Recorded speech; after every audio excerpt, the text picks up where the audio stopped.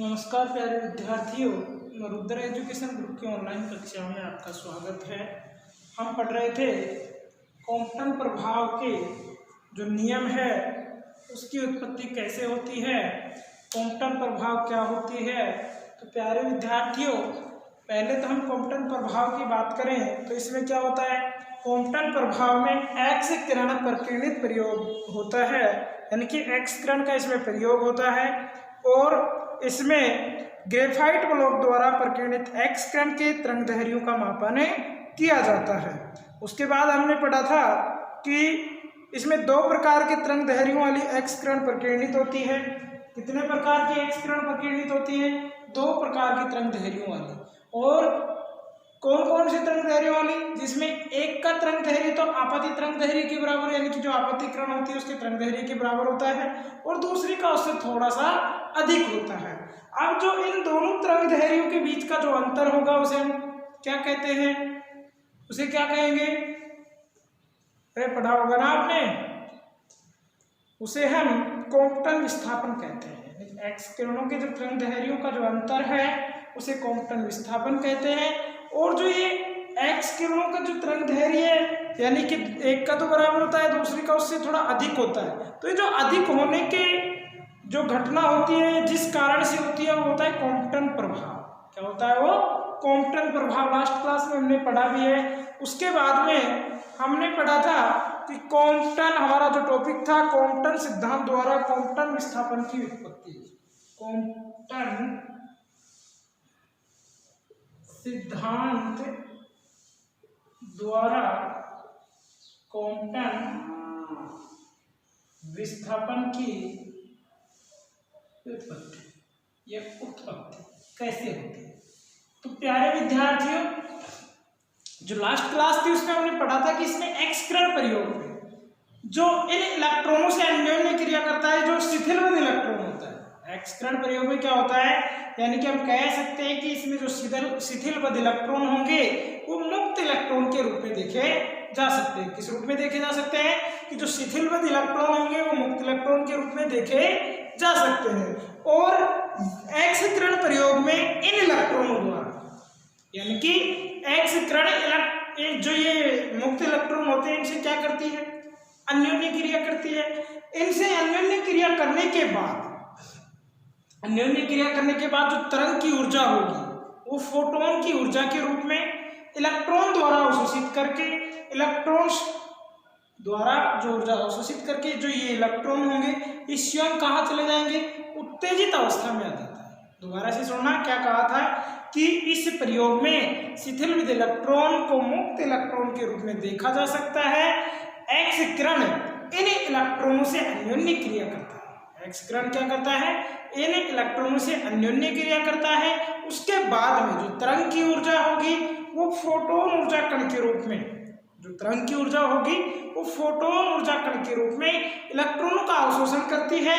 अवशोषण करके ये जो इलेक्ट्रॉन होते हैं स्वयं एक्साइटेड स्टेट में चले जाते हैं, यानी कि उत्तेजित अवस्था में चले जाते हैं। उसके बाद में यह इलेक्ट्रॉन अपनी कुछ ऊर्जा, यानी कि जो ऊर्जा अवशोषित की है उसमें से कुछ पार्ट, उसका कुछ हिस्सा ऊर्जा फोटोन के रूप में प्रकीर्णित करके प्रतिक्षिप्त हो जाता है, रिकॉइल हो जाता है। यहां तक हमने अध्ययन किया था। अब उसमें हमने पढ़ा था कि इसकी जो आपतित फोटोन की एनर्जी होगी वो इक्वल टू mc² होती है तथा उसका संवेग शून्य होता है। टक्कर के बाद प्रकीर्णित फोटोन की जो ऊर्जा होगी वो क्या होगी? फोटोन की ऊर्जा तो होगी E2 इक्वल टू h और संवेग क्या होगा? h/c। इसी प्रकार प्रकीर्णित इलेक्ट्रॉन की ऊर्जा क्या होगी? E' इक्वल टू mc², संवेग क्या होगा? P इक्वल टू mv या P' इक्वल टू mv। उसके बाद इस यहां तक की प्रक्रिया के बाद क्या होता है? स्पष्ट होता है, यानी कि इस प्रयोग से स्पष्ट होता है कि फोटोन इलेक्ट्रॉन के प्रत्यास्थ टक्कर में ऊर्जा और संवेग दोनों का लगातार स्थानांतरण नहीं होता है। क्या देखते हैं हम कि इस प्रयोग से स्पष्ट है कि फोटोन इलेक्ट्रॉन के प्रत्यास्थ टक्कर में, क्या लिखेंगे उसके बाद में? अतः स्पष्ट होता है कि, इससे पहले लास्ट क्लास में हमने लिख लिया था, स्पष्ट होता है कि फोटोन इलेक्ट्रॉन के फोटोन इलेक्ट्रॉन के किसमें प्रत्यास्थ टक्कर में ऊर्जा और समय, प्रत्यास्थ टक्कर में ऊर्जा और समय, ऊर्जा और समय क्या करते हैं, ऊर्जा और समय का लगातार स्थानांतरण नहीं होता है, लगातार स्थानांतरण नहीं होता है। क्या नहीं होता है, लगातार स्थानांतरण नहीं होता है। जैसा कि टक्कर से, जैसे कि या जैसा कि टक्कर से क्या होता है, परिलक्षित होता है। जैसा कि टक्कर से क्या होता है, परिलक्षित होता है। जैसा कि टक्कर से परिलक्षित होता है। इस टक्कर में इलेक्ट्रॉन, इसी टक्कर में इलेक्ट्रॉन पहले तो क्या करेगा, एक फोटोन का अवशोषण करता है।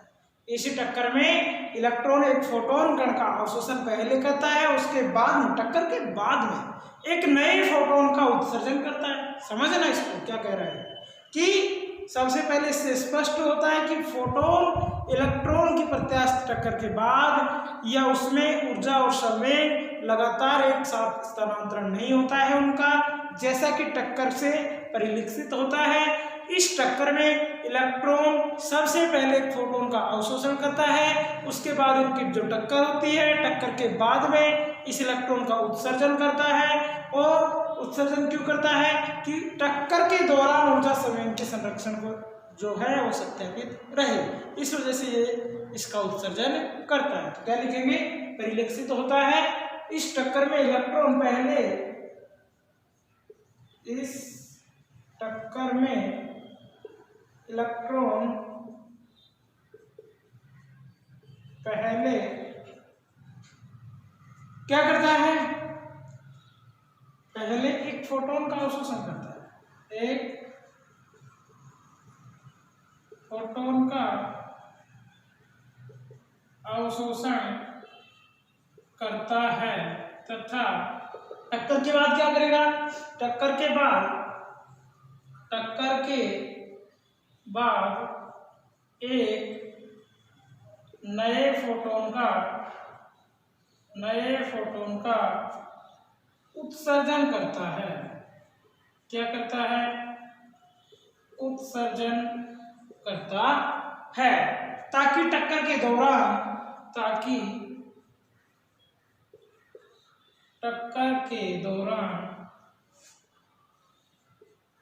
ताकि टक्कर के दौरान क्या रहे, ऊर्जा समय के संरक्षण का नियम सत्यापित रहे, ताकि टक्कर के दौरान ऊर्जा संरक्षण का नियम सत्यापित रहे।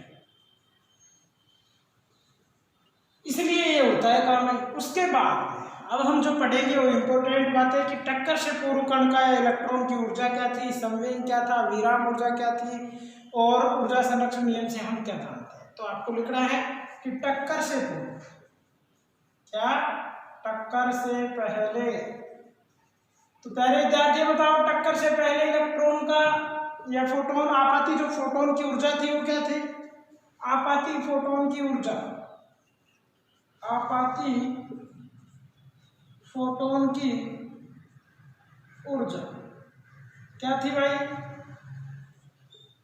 टक्कर से पहले आपाती फोटोन की ऊर्जा क्या है, E1 equal to H nu, समय क्या है, P1 equal to H nu upon C, यही है ना। तो अब क्या लिखेंगे, आपाती फोटोन की ऊर्जा E1 equal to H nu, आपाती फोटोन का समय P1 equal to H nu upon c. ठीक है, यहाँ तक कोई दिक्कत। उसके बाद लक्ष्य जो इलेक्ट्रॉन है उसकी विराम ऊर्जा क्या है, लक्ष्य इलेक्ट्रॉन की विराम ऊर्जा क्या है, E equal to m naught c square है ना। अरे लक्ष्य इलेक्ट्रॉन की विराम ऊर्जा हमने पढ़ी है, E equal to m naught c square. तो लिखे लक्ष्य इलेक्ट्रॉन की विराम ऊर्जा E1 इक्वल टू m0c²। और विराम अवस्था में इलेक्ट्रॉन का समय क्या होगा? विराम अवस्था में इलेक्ट्रॉन का समय इक्वल टू क्या है? 0 है। इक्वल टू क्या है? 0। ये तो हो गया टक्कर से पहले का काम। अब टक्कर के बाद, टक्कर के बाद, तो टक्कर के बाद प्रकीर्णित इलेक्ट्रॉन होगा। टक्कर के बाद क्या होगा? प्रकीर्णित फोटोन। और प्रकीर्णित फोटोन की ऊर्जा क्या होगी? E2 equal to H nu. E2 equal to H nu. समय क्या होगा? समय क्या होगा?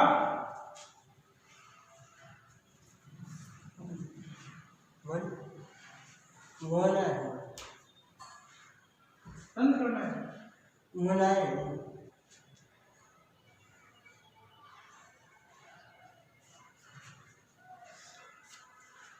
टक्कर के बाद की जो फोटोन की ऊर्जा होगी वो अपनी होगी E2 equal to H nu. E2 equal to होगी एच न्यू डैश। इसी प्रकार समय क्या होगा? P2 इक्वल टू होगा h nu dash upon c होगा। प्यारे विद्यार्थियों, प्रतिक्षिप्त इलेक्ट्रॉन की ऊर्जा क्या होगी? प्रतिक्षिप्त इलेक्ट्रॉन की ऊर्जा, प्रतिक्षिप्त इलेक्ट्रॉन की जो ऊर्जा होगी E डैश इक्वल टू होगी mc²। E dash equal to क्या होगी? mc²। और समय क्या होगा? P डैश इक्वल टू होगा mv। अब ये दोनों बातें पढ़ने के बाद हम नेक्स्ट क्लास में पढ़ेंगे ऊर्जा संरक्षण का नियम क्या होता है। ऊर्जा में जो समय संरक्षण का नियम होगा वो क्या होगा? तो ऊर्जा संरक्षण के नियम के अकॉर्डिंग हम जानते हैं कि टक्कर से पहले की ऊर्जा टक्कर के बाद की ऊर्जा के इक्वल होती है। इसी प्रकार समय के संरक्षण नियम में हम पढ़ेंगे कि टक्कर से पहले का जो समय होगा टक्कर के बाद के समय के यदि बराबर है तो वो नियम सत्यापित होता है। तो प्यारे विद्यार्थियों, आज की क्लास में हम यहाँ तक अध्ययन करेंगे। नेक्स्ट क्लास में भी दोनों नियम सबका सत्यापन करके इस नियम की उत्पत्ति कैसे होती है इसको हम सिद्ध करेंगे। धन्यवाद।